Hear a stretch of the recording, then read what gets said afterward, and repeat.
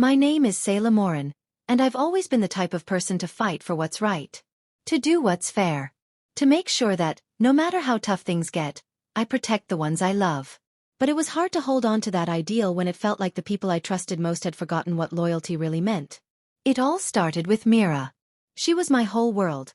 My reason to get out of bed every morning, to face the exhaustion, the endless shifts as a pediatric nurse. Mira was 8, full of life, laughter, and the kind of imagination that made the world seem like a playground. She could find magic in everything. Swinging at the park, baking cookies on a rainy day, or running through the yard pretending to be a superhero. Then the diagnosis came. It was a week before Christmas. I remember sitting in the sterile white hospital room, Mira holding my hand with those big brown eyes looking up at me. The doctor told me that her immune system was attacking her own body, that her body wasn't strong enough to fight off simple infections. What he didn't tell me was how much it would cost to keep her alive. The treatments alone would total more than $60,000, and that didn't even account for the constant monitoring, medications, or the inevitable hospital stays when her condition worsened. I was a nurse, so I knew the realities of healthcare, but nothing could prepare me for the brutal weight of those numbers. At first, I thought, maybe I can handle this alone. I was used to juggling bills, working doubles, making sure Mira never felt the strain of our situation. But deep down, I knew that this was beyond my ability. I needed help. That's when I reached out to Dominic. My older brother. Dominic had it all. A successful real estate mogul with a high-end lifestyle, endless connections, and a bank account that always seemed to be full. He and his fiancée, Kasaira, were planning the wedding of the year. An event that was already making waves in social media circles. It would be the wedding everyone would talk about for months. I wasn't about to ask them for a handout, but I knew Dominic had enough money that he could spare something to help Mira. So, I did what I thought was the right thing. I called him. "Hey Dom," I said, trying to keep my voice steady. I need to talk to you about something important." His voice crackled through the phone, distant and distracted. "What's up, Sayla? I'm kind of swamped with wedding stuff right now. You know how it is." I knew how it was. I had seen the photos, staged shots of Kasaira in a designer gown, sitting on a throne of gold cushions while the wedding planners flitted around like busy bees. I'd seen the invites go out to their celebrity friends, the sponsored Instagram posts showing off the venue and the vendors. I knew they were throwing around money like it was nothing. But I pushed my bitterness aside, focusing on Myra's health. "I need help, Dom. Mira, she needs treatment. It's expensive, and I'm running out of options." There was a long pause on the other end of the line, and I could hear him shifting papers in the background. I know, he said, his voice suddenly tight. "But you've got to understand, Kasaira and I. Well, the wedding's consuming all our resources right now. You know how it is with these things. We're stretched thin." I felt my chest tighten. Stretched thin? They were about to drop a ridiculous amount on centerpieces and lighting for a one-day event, and my daughter's life was on the line. But I didn't say anything. I wasn't angry. Not yet. I was just desperate. "Dom, I'd never ask you for this if I didn't have to. I'm not asking for a handout. But I don't know what else to do. Can you just help with a small part of it? I'll pay you back, I swear. I'll find a way." Another long pause. Finally, he exhaled. "I'll see what I can do. But it might take some time. You know how everything's tied up right now. Just keep me posted on Myra's condition, okay?" That was all I got. A vague promise, a half-hearted assurance that he would see what he could do. In the weeks that followed, I sent him updates on Myra's condition. But the messages grew more and more distant. Dominic never replied. I kept waiting for a sign, something to show me that he would come through, but nothing ever came. It was hard not to take it personally. It felt like my brother, the person I had looked up to my whole life, had turned his back on me. He'd forgotten the days we spent playing in our childhood home, the times we had each other's backs through thick and thin. I couldn't understand how someone could care so little when their own flesh and blood was in need. Then there was Kasaira. Kasaira Vale, soon to be Kasaira Morin, was an influencer with millions of followers on Instagram. A seemingly perfect woman with perfect hair and perfect teeth, always posing in the latest couture, always flaunting the next big luxury purchase. I didn't know Kasaira that well, but I had always admired her drive and success.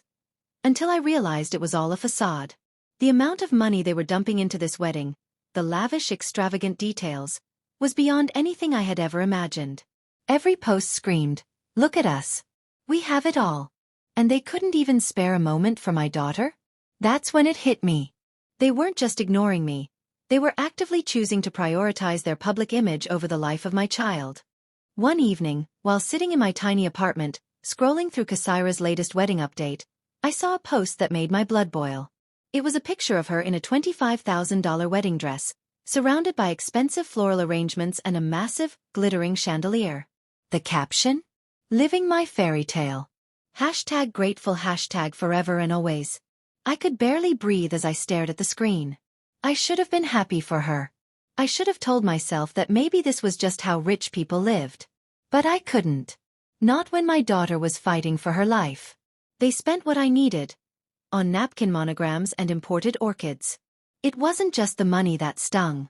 It was the lack of empathy, the complete disregard for the people who should have been there for me. They were living in a bubble, oblivious to everything outside their perfect little world. And I was sinking in mine. The weeks dragged on, each day blending into the next like a slow-moving river of exhaustion and disappointment. Myra's condition worsened, and I found myself trapped in a vicious cycle. I couldn't afford to take time off work, but every shift I worked added more stress, more strain on my already frayed nerves. Mira would cry out in the night, feverish and trembling, and I would hold her, comforting her the best I could, knowing that there was so much I wasn't able to give her. I tried not to dwell on it. I told myself that I was doing everything I could, working extra shifts, cutting back on every possible expense, but deep down, I knew that I was barely scraping by. And that was when I decided to take a step I had been avoiding for too long. I called Dominic again. This time I was angry. I wasn't the sister begging for a handout anymore. I was a mother fighting for her child's survival. The text I sent him that night was direct and raw. "Myra's condition is getting worse. I'm doing everything I can, but I need help. You promised you'd see what you could do. But I haven't heard from you in weeks. What are you going to do?" I hit send and sat there, staring at my phone. The silence felt deafening. My heart raced as I waited for his reply. The hours passed, but nothing came. No response. No acknowledgement of my plea. No follow-up. The next morning, I decided to do what I should have done the first time. I called him. His voicemail clicked on after the third ring. I hung up. My fingers trembled, and I thought about leaving a message. But I stopped myself. I wasn't going to beg him. I wasn't going to pour my heart out just to be ignored again. But then something inside me snapped. I couldn't just wait around for him to come through. I was running out of time, and I couldn't afford to be passive anymore. I dialed his number again, only this time, I decided to go a step further. I wasn't just going to ask anymore. I was going to demand that he take responsibility for what he had promised. "Dom," I said when he picked up. "You need to stop pretending like you don't know what's going on. You need to step up, or I swear to God, I'll find another way. Don't make me do this alone." I could hear him sigh on the other end. "Sayla, I told you, I'm tied up with wedding stuff right now. You're just going to have to wait. We're working with vendors, finalizing contracts, and—" "Enough!" I cut him off, my voice growing sharper with each word. "I don't care about your stupid wedding right now. You said you'd help, and now you're ghosting me. You know what my daughter needs. You know what's at stake. And you're standing there telling me you can't help because you're busy playing dress-up with Kasaira?" I heard him hesitate, the weight of my words sinking in, and for a moment, I thought maybe he was finally going to do the right thing. But instead, what he said next shattered the last of my faith in him. "Sayla, you need to understand something. Kasaira and I are just, well, we're really focused on the wedding. You don't understand the pressure I'm under. Maybe it's not the best time to be asking for a loan or a donation or whatever you want to call it." I felt the ground beneath me shift. It was as though someone had punched me in the gut, leaving me breathless and numb. I had heard everything I needed to hear in those words. It wasn't just about money anymore. It wasn't just about Myra's treatment. It was about a complete disregard for my existence, my struggle, and everything I had ever believed about family. "You're right, Dom. Maybe it's not the best time. Because your wedding is more important than your niece's life. I get it. I really do," I said, my voice quieter now, full of betrayal and pain. I hung up before he could respond. There was nothing left to say. The conversation was over, and in that moment, I realized something I hadn't fully understood before. My brother, the one person I thought would always be there for me, had chosen Kasaira's luxury wedding over his own family. I spent the next few days in a haze, alternating between anger and disbelief. How had we gotten here? How had I allowed myself to believe that family meant more than appearances and money? I should have known better. This wasn't the first time Dominic had let me down, but this was different. This time, it wasn't just a small mistake. It was a deliberate act of cruelty. Then, I saw the post. Kasaira had posted it on her Instagram. Another lavish update about the wedding. This one was a close-up shot of her in a custom wedding gown, the fabric glittering under the soft light of the ballroom. It was an image of perfection. White roses, gold accents, and Kasaira herself, radiant and smiling. The caption read, "Feeling like a queen today. So grateful for the love and support I have. Everything in my life is just falling into place. #blessed, #grateful. The hashtags were like salt in an open wound. I felt my blood boil as I stared at her smiling face on the screen. It was all so shallow, so fake. Here she was, basking in her perfect little world, while my daughter fought for every breath she took. My family had chosen to turn a blind eye to my pain, my struggle, and my daughter's suffering. They had prioritized luxury and status over flesh and blood. The post wasn't just a reminder of what I had lost. It was a declaration. A declaration that I was insignificant. That my problems didn't matter. That my daughter didn't matter. In the days that followed, I tried to bury my anger. I focused on Mira, taking care of her, soothing her through the pain, ensuring that she knew she was loved. But my mind couldn't stop replaying that moment when Dominic dismissed me, when Kasaira flaunted her wealth without a second thought for the cost of my daughter's life. One evening, after Mira had fallen asleep, I sat in the dim light of my kitchen, scrolling through my phone in a daze. I was numb, exhausted, but I couldn't shut off the thoughts racing through my mind. I needed something, anything, to change the situation. But every option felt hopeless, every door closed. And then that's when it happened. I got a message. It was from Dominic. The first message he had sent me in weeks. "Sayla, I know this is hard for you, but I need your help. I'm in deep. Kasaira and we've been going through some things. We need your support." It took me a moment to process what I was reading. I blinked at the screen, not sure if I was seeing things. But it was real. Dominic, the man who had turned his back on me when I needed him most, was now asking me for help. And just like that, everything I had been bottling up, everything I had been holding in, exploded. "You need me now? After everything? After you chose your wedding over my daughter? Now you're asking me for help?" I typed back, my fingers trembling with fury. But then, something twisted in me. The anger mixed with a sense of opportunity, and I realized something. Maybe, just maybe, it was time for me to take control. Time to turn the tables. "Tell me everything," I wrote back. "And maybe I'll consider it. But remember, I'm the only one who can fix this. And you owe me." I hit send, and for the first time in months, I felt a spark of hope. It wasn't much, but it was something. And I wasn't going to let it slip away. I stared at the blinking cursor in our message thread, Dominic's plea hanging there like bait on a hook. "Sayla, I know this is hard for you, but I need your help." Those words should have felt like justice. A full circle moment. But instead they made my stomach turn. I could already sense it. He didn't mean real help. He meant damage control. He meant keeping up appearances. He meant saving the wedding. Still I played along. "Tell me everything. No lies this time." He responded immediately, like he'd been waiting, maybe even desperate himself.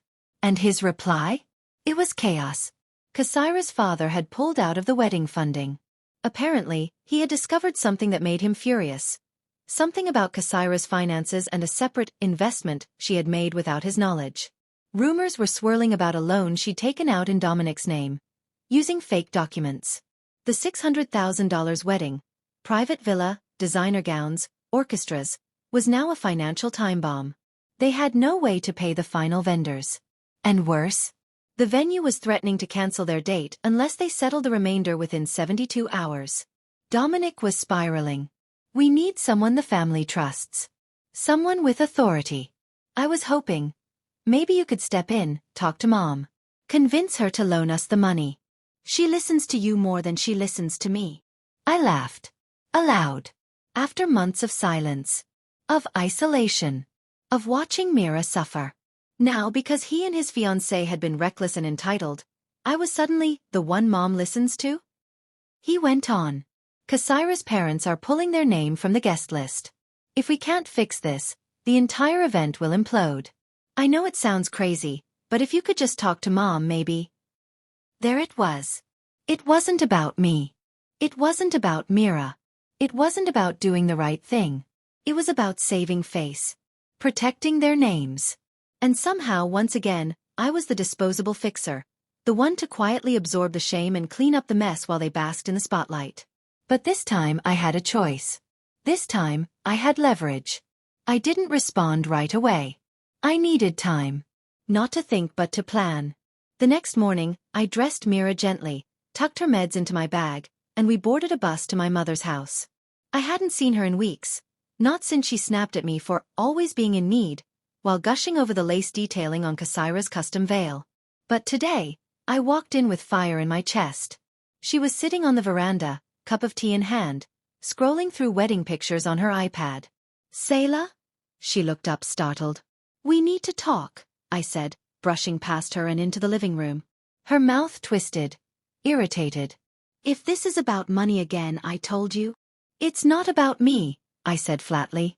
It's about your son. He's made a mess. A big one. And he sent me to fix it. That caught her attention. I laid it all out. The fake documents. The debt. The vendors threatening lawsuits. The withdrawal of Kasaira's father from the entire event. Her face fell. You're lying, she said automatically, but her voice cracked at the edges. Call him, I challenged. She did. And within minutes, her expression curdled as Dominic tearfully confirmed everything. I watched her crumble, not from empathy or moral awakening, but from embarrassment. From the realization that the image she'd been curating, the perfect son, the perfect daughter-in-law, the social status she bragged about, was in shambles. When she hung up, she turned to me. Well, what do you think we should do? I could have walked out right then. I could have left them all to burn. But as much as I wanted revenge, I also saw the rarest thing of all, control. For the first time, they needed me more than I needed them. And I was going to make that count. I'll help, I said slowly, but on one condition. Her eyes narrowed. You wire the full amount you were planning to spend on your wedding gift, for Dominic and Kasaira, directly into Myra's medical fund. She stiffened. That's thousands of dollars. $600,000, I said, matching her gaze. You wanted a wedding that makes headlines? Make it for the right reason. She blinked, stunned. You're blackmailing me. No, I said softly. I'm bartering. My silence and your legacy. For my daughter's life. Fair trade, don't you think? There was silence. A deep, aching silence. Then she exhaled, slow and bitter. But she nodded. I'll make the transfer. 3 days later, Myra's name was officially enrolled at the pediatric center I'd been praying for. Her treatment was scheduled. I wept when I got the email confirmation. Real, ugly sobs that burst out in gasps. I couldn't believe it. I didn't go to the wedding. I didn't want to. But that didn't stop me from watching the fallout. 2 days before the ceremony, one of the luxury vendors posted a behind-the-scenes photo and accidentally leaked some damning info in the caption. Final touches for the most chaotic wedding we've seen yet. Word to the wise. Pay your vendors on time. Winking face. It went viral in local circles. People started whispering. On the day of the event, it poured rain. Symbolic, almost cinematic. The guests arrived, but some didn't stay. The orchestral quartet canceled last minute, citing contractual concerns. The venue's lighting flickered throughout the reception. But worst of all? The rumor broke out during the toast. One of the groomsmen, slightly tipsy, let it slip that the bride had taken a fraudulent loan and that the groom's sister had to bail them out. I didn't plan that part. But I wasn't exactly sorry. Dominic called me later that night, half drunk, voice shaking with rage and shame. "You made us look pathetic." "No," I said, staring out my bedroom window. Mira was asleep, breathing easier than she had in weeks. "You did that all by yourself." He didn't call again. It's strange how silence can feel both peaceful and permanent. That's what my life has been like since the wedding. Quiet, not because all the noise stopped, but because I finally stopped listening to the wrong people. It's been 5 months. 5 months since the day Mira started her new treatment. 5 months since I traded the illusion of family unity for something real. My daughter's life. 5 months since the most extravagant wedding in our city's social scene melted into scandal, whispers, and stained reputations. And 5 months since I last heard my brother's voice. There was no apology. Not even a thank you. Just one final message from Dominic. Typed hastily, drunk maybe, full of resentment. "You've always wanted to make everything about you. Now you've ruined the one day that was supposed to be mine." I didn't reply. Not because I didn't have words, but because I finally realized he didn't deserve them. After all this time, after everything I'd sacrificed, he still believed he was the victim. Still believed I owed him more than I already gave. What he'll never understand is this. I didn't ruin his wedding. He ruined my trust. And I chose my daughter over his ego. Since then, Myra's gotten stronger. The new treatment program, something I couldn't even dream of affording months ago, has changed everything. Her lungs are clearer. Her stamina is improving. She even started singing again, quietly in the back seat during our rides to the clinic. The first time I heard her hum, I had to pull the car over and cry.